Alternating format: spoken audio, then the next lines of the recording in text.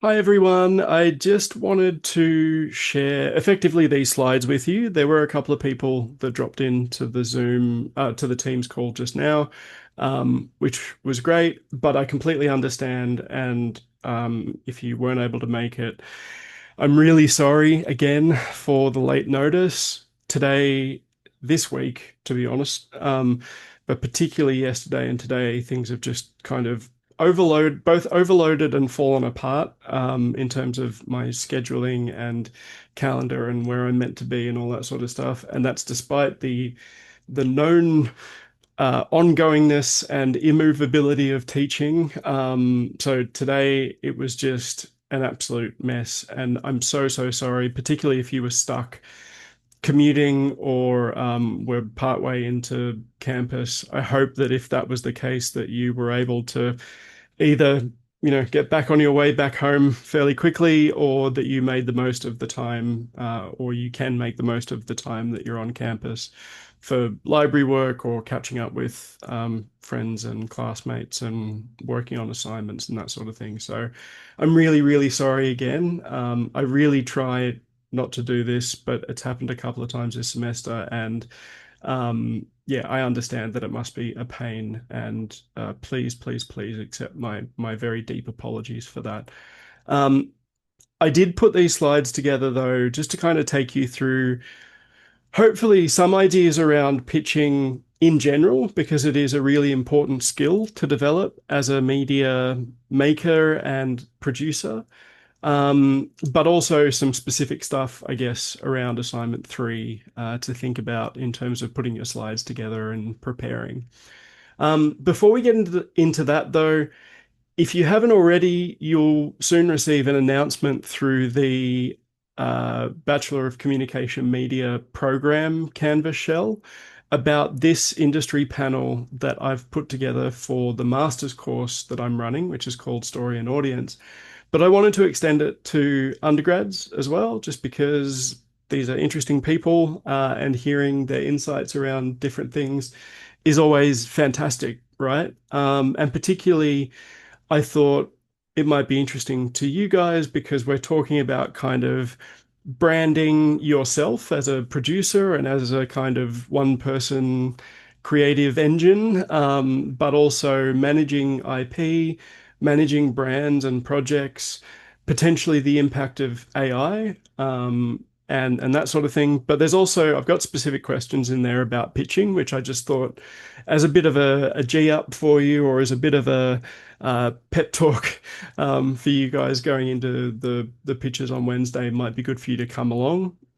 It's not recorded; it'll only happen live. This is just for various reasons around um, yeah, permissions and recording and so on. So this will only happen at the time. It's a couple of hours before our class on Monday. So if you're able to make it along, that'd be fantastic. If you do want to attend, please just email me and I'll add you to the calendar event with the Zoom link.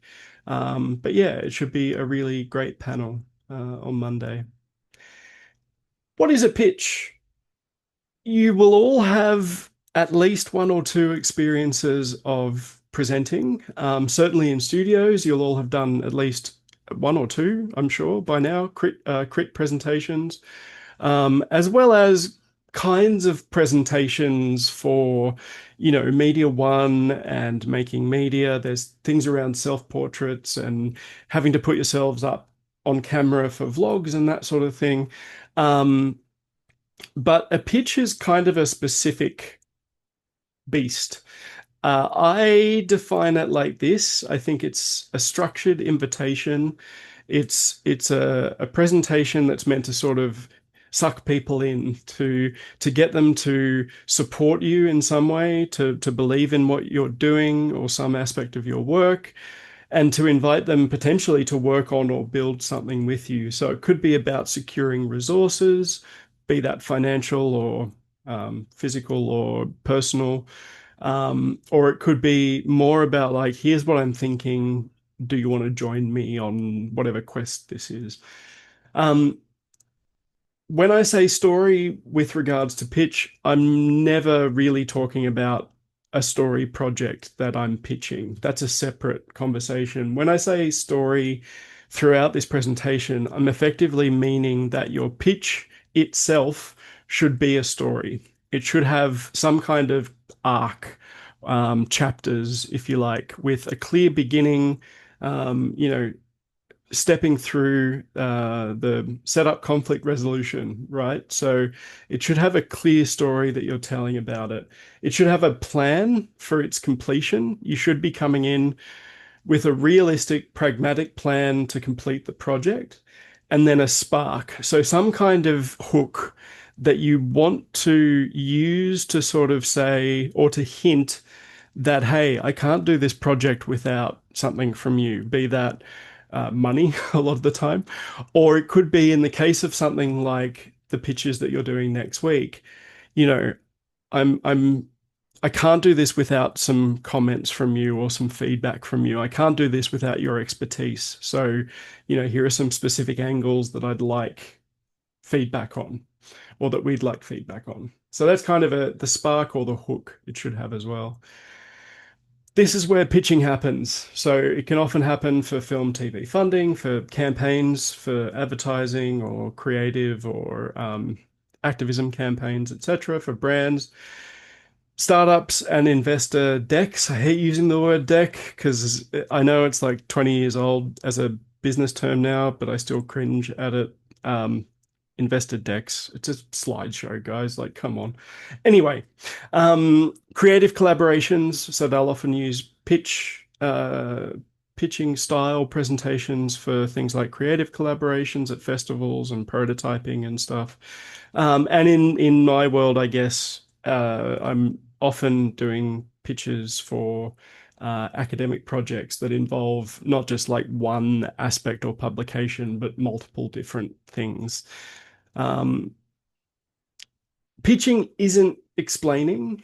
It's barely even outlining, to be honest. I think an outline is shorter than a treatment. And a log line is probably the shortest unit apart from a title when you're sort of going down in terms of really refining and honing a concept. It sort of goes, you know, full product, script, treatment, um, outline, log line, title, going largest to smallest. But a pitch sort of sits between kind of a log line and an outline. You don't want to overload the audience with information. You really want to kind of invite them into the world, set the tone for what you're trying to do, intrigue them, um, without necessarily hiding anything. So you can hide a lot of detail while also still giving a fairly broad overview of what the project's going to be. But pitching, as it says here, isn't about covering everything off. It really is about getting other people interested enough to care and to want to contribute or to offer up some feedback or whatever it happens to be. So a good pitch is clear. So it's very clear what your concept is. You're at a certain level of development when you're pitching. So it's not kind of when you're just tossing ideas around. You've settled on your idea, you've developed it to a certain point, and it's developed enough to be clear as a concept. Your pitch will have a story. So open up with some kind of hook or some kind of bold statement or image to set the tone. You'll then introduce kind of the world or the concept or the narrative. You'll then talk about your vision for how it will unfold in time, but also, you know, as a process of collaboration and production.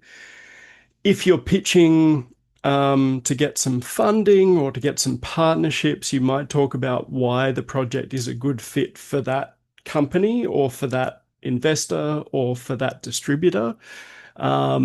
And you might also then look at it the other way. So, you know, why you sought out this company in particular for this project. And then next steps are really important. So making sure that you have a realistic plan for how you're going to actually achieve this, with ideally the help of the people that you're pitching to. To prep for pitching, It is a delicate balance between, like I said, sort of outlining, but also building intrigue and kind of hype and interest. Part of that is knowing your audience. If you know that they've heard a lot of similar pitches before, you're going to want to try and maybe do a little bit of individual research into who these people are and what makes them tick to get them potentially interested. Um, Even if you don't want to do some of that individualized research, I think knowing the context of where the pitch is taking place is really important. Your pitch for funding is going to be radically different to your pitch for um, sort of personnel support, for example. Um, so knowing your audience is really important, and then tailoring your presentation to that audience as well. Tailoring your presentation to that audience. Sorry, I was bumped the mic. Get rid of any jargon, no technical language at all. You can assume a fairly educated audience, obviously, but no specific jargon. If you're doing any world building, don't belabor the point about that. Get rid of any jargon. Make it about kind of, again, tone, emotion, feelings, right? What kind of feelings you want to evoke.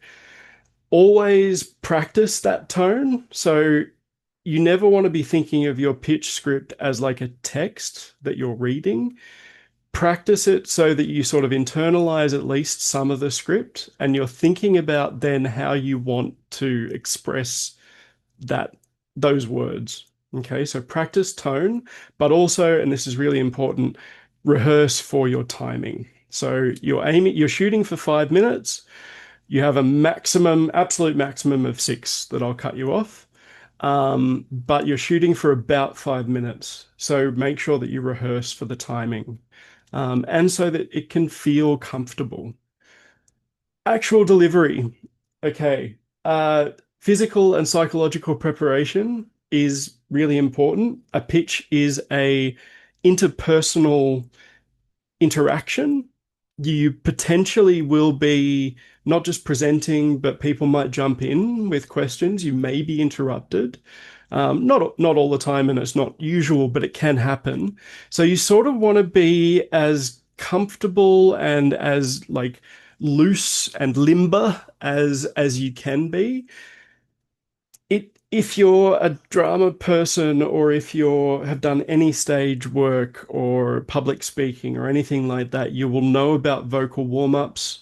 You will know about, if you're nervous, completely understandable. I still get nervous before class, before lectures, sometimes before just going into work, just because of the different sort of headspaces I have to occupy across the course of a day. Jump around, shake it out, do all this sort of stuff. And shouting into a pillow and, doing just some nice stretches just to make sure that you're, you know, putting some of that nervous energy into the body or getting some of it into the body and out through the body can be really, really powerful. In terms of psychological preparation, if you've rehearsed it, that's pretty much the best thing that you can do to sort of ease your nerves psychologically. Um, if you're really struggling, look for a familiar face in the audience, be that a classmate or be that myself. Everyone in that room, certainly next week, everyone in that room wants you to do really well.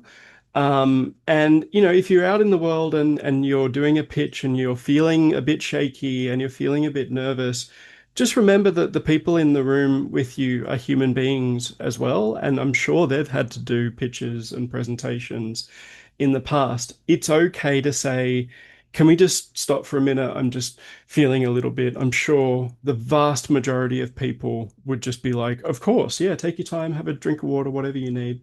So just be aware that, try not to shoot for perfection, but shoot for presence in the room. And I think that feeds into the next point, which is you'll hear a lot when you read about pitching, you'll hear a lot about energy and finding this real upbeat energy that maybe feels a bit like you're sort of pushing into 150% of what you normally would be.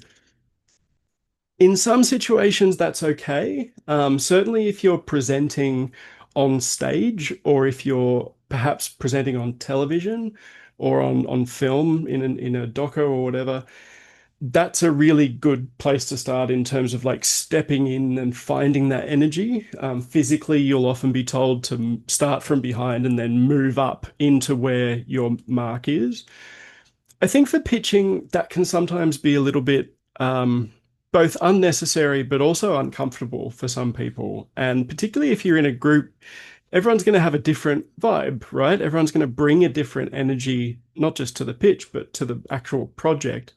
So finding that energy in the pitch, I think, is really important to give a realistic sense of who the group is and how you're going to work together.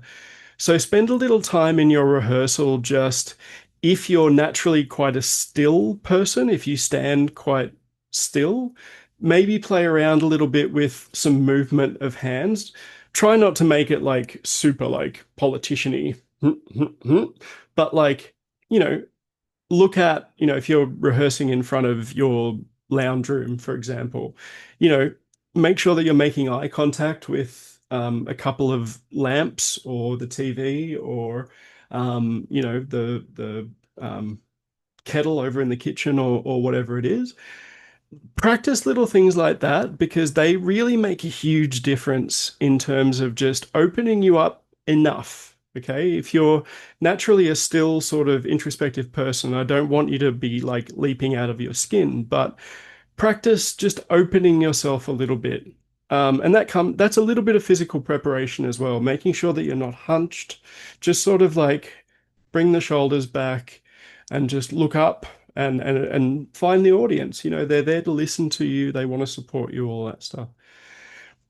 Likewise, if you're a bit more of a kind of extrovert or if you're a bit more comfortable sort of taking up space, um, in that kind of performative or presentation-y type way, potentially, with your group mates, find out if you need to maybe rein that in a little bit. Sometimes it can be a little bit overwhelming to sort of have one person who's a little bit reserved and then one person who's just sort of dominating the energy. So you might need to maybe just work on anchoring yourself and finding that sort of center of gravity where you can just stay quite still or, take a couple of steps, move around a little bit without just sort of, really leaping into it.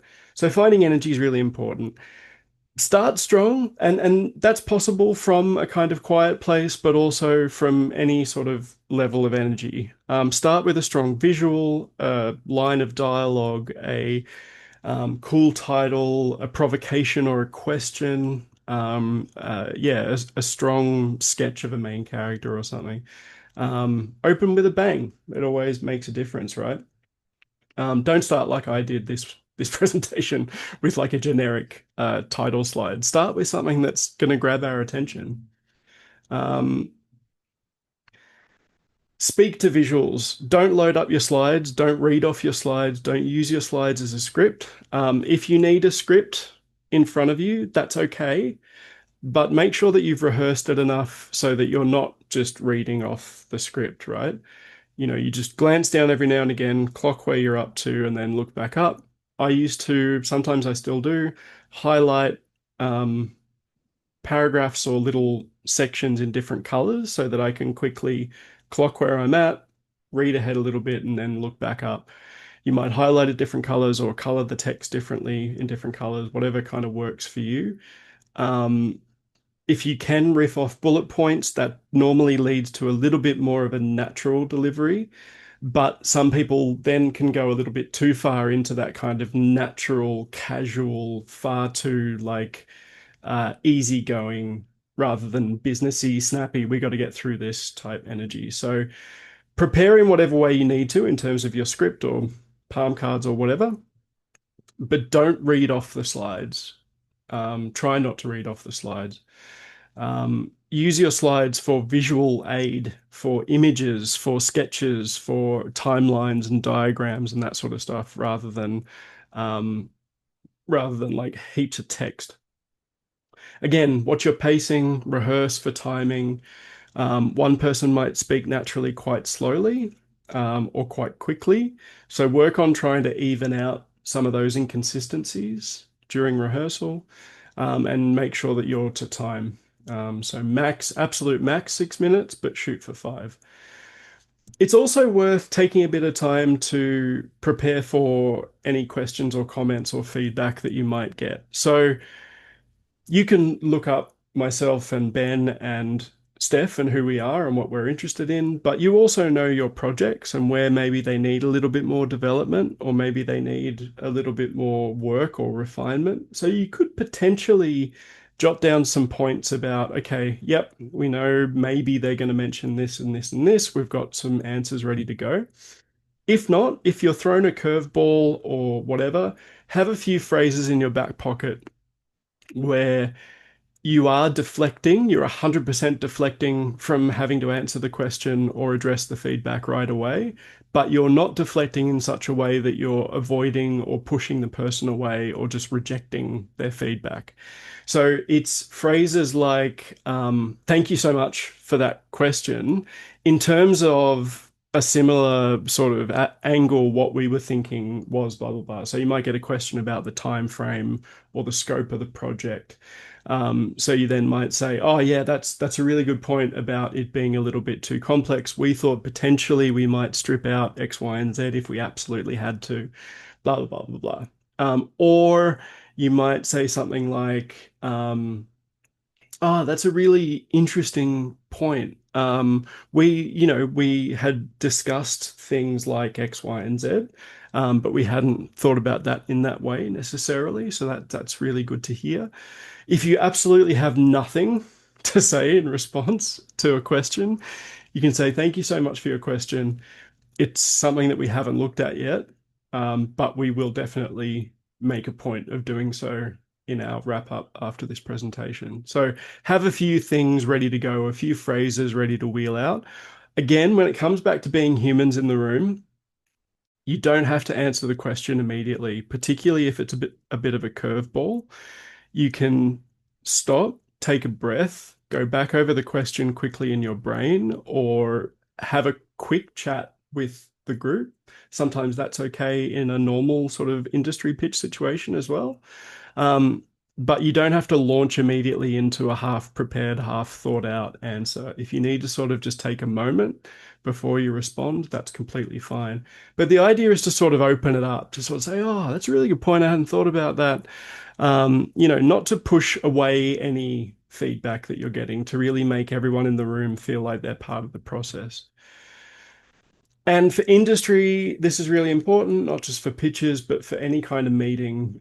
Always send a thank you, always send a follow-up. Sometimes the people that you're pitching to will be a little quick off the mark and might do this themselves. Or if it's a meeting, the person that you're meeting with might do this first. But always try within a reasonable amount of time, not too quick, but also not too long, to just send a thank you email, or a LinkedIn message or something. "Thanks so much for your time. I really appreciated the opportunity to meet with you and talk through this project."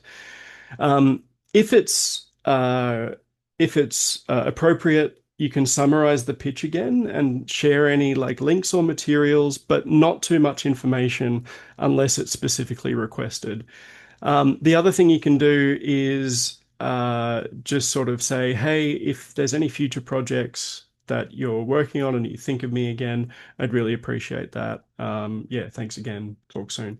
Don't overdo it, but it's just something to really just stay connected and to keep you in people's minds. It stands out from a kind of producer's point of view when you get that email back, and it's tasteful, right? It's not overdone, but it's just, "Thanks for your time. Really appreciate it. Keep in touch."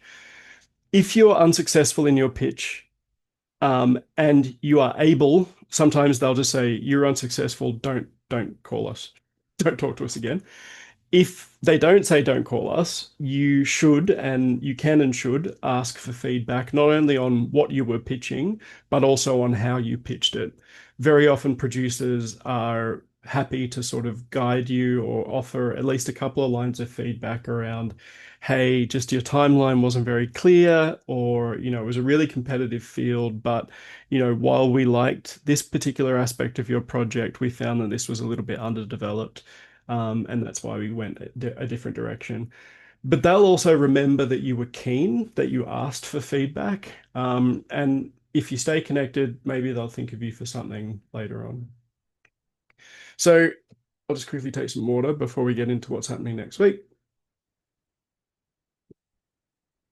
In terms of next week, lightning pitches. So your team is going to present a 5-minute pitch, no more than, if it's more than 10 slides, you're veering into too many. I would say 1 to 2 slides per minute, but also resist the urge to then load that slide up with information. Aim for a clear story for your pitch, for your presentation, and then within that, just enough detail to sort of fill in natural questions that people might ask, but also to add intrigue and interest, and also to demonstrate that you've done a little bit of that academic work that's requested at this stage. So, what each presentation must have. So, this is 6 slides, or 6 sections. Um, You can absolutely use this as a structure if you want. But remember what I was saying about, starting with a bang, starting with a good open, keeping people's interest, building in, detail without overwhelming them. That might change how you order this. Okay. So remember that your audience is a mixture of creative industry types, creative researcher people, scholar practitioners, media practitioners, as well as academics. So if you want to put your research questions up front, that's an interesting approach, right? That's sort of opening unexpectedly because you're then driving with the research. If you want to open with a like an imaginary scenario or a cool visual of one of your prototypes or how you're going to lay out the space or the cool logo that you've designed for your projects, again, pick an opening that grabs the audience, and then you can reorder these however you like. But each presentation still should absolutely have who you are, who the team members are, roles if you have them. If you're sharing all the roles, don't worry about it. What you're making, so what you're going to deliver for assignment 4, and then how you'll present them at the exhibition. Why does what you are making matter? So either one slide with 3 boxes or columns, 3 or 4 rather, and you have each of your, or 2, depending on how many people are in the group, and you each have a little box for your research question and then some quotes that support that. Yeah. Or if there's maybe more of you, if there's 3 or 4, you might have 2 slides or a slide each that you can just sort of speed through quite quickly. I don't necessarily need you to read the quotes, but I just want to clock them and see that you've done a little bit of initial reading for your question. Each person's question should be distinct. There's going to be overlap because you're working on the same project, but each person's question should open up a unique inquiry. Okay, so talk to each other about what your questions are. Um, the next part of this is how those questions are going to influence what you're making. So we want you to show us the connection between the theory that you've encountered so far and the practice that you're doing and will continue to do. And or vice versa, I've said here. So even though the critical essay in assignment 5 is not a reflective piece in the way that maybe you've done some other reflective writing for other studios, there's always going to be some element of reflection, in your commonplace book. Obviously, that's where all your reflections and thoughts on process and everything are going to go, as part of assignment 4.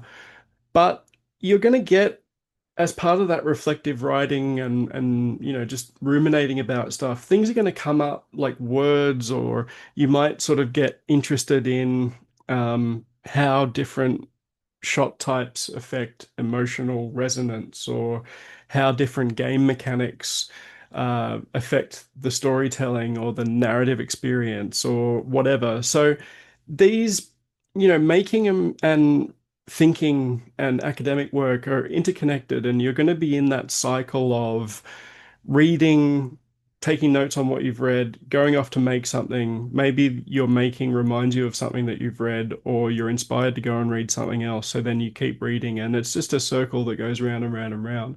So while you're in that circle, you can let your creative practice influence the directions that you take in your research and your writing, even if you can't explicitly talk about your creative process within your critical essay.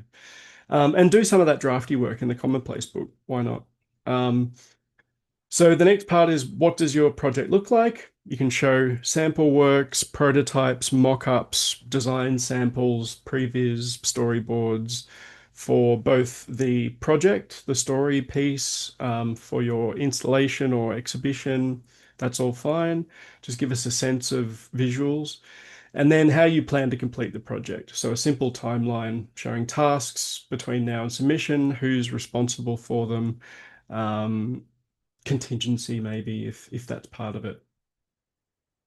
So between now and Monday, this is probably what you should do, right? So get together and chat about what slides you're going to have, what the project is, what visuals or references you've started putting together. You can share academic references as well. That's completely fine. There's going to be some overlap, like I said, but obviously find your own as well. Talk about your research questions and what you're planning to explore. Find good sources and quotes, decide who says what, and rehearse. I can't emphasize that enough. Rehearse, rehearse, rehearse. You can bring it along on Monday and rehearse it. You can show me your slides. We can talk about your research questions. We can talk about your draft little samples of quotes or your sample bibliographies. We can find unique angles for everyone. So Monday is a good time to bring along wherever you are in both assignment 3, the presentation, and also assignment 4. Bring it along, lay it all out, and maybe we can make some sense of it.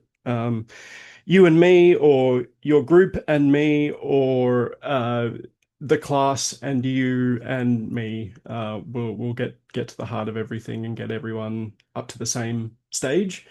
But yeah, if there's any questions about any of that, please email me. I'm happy to jump on a call tomorrow, Friday. Otherwise, I'll chat to you all on Monday, and I will be there in person because it is in my calendar. It was in my calendar today, and yeah, I'm sorry again about today. I really am. Forgive me, and hopefully I'll catch up with you all on Monday. Until then, good luck, Godspeed with all your not just hypermedia work, but I know it's a hectic time for all the other subjects as well.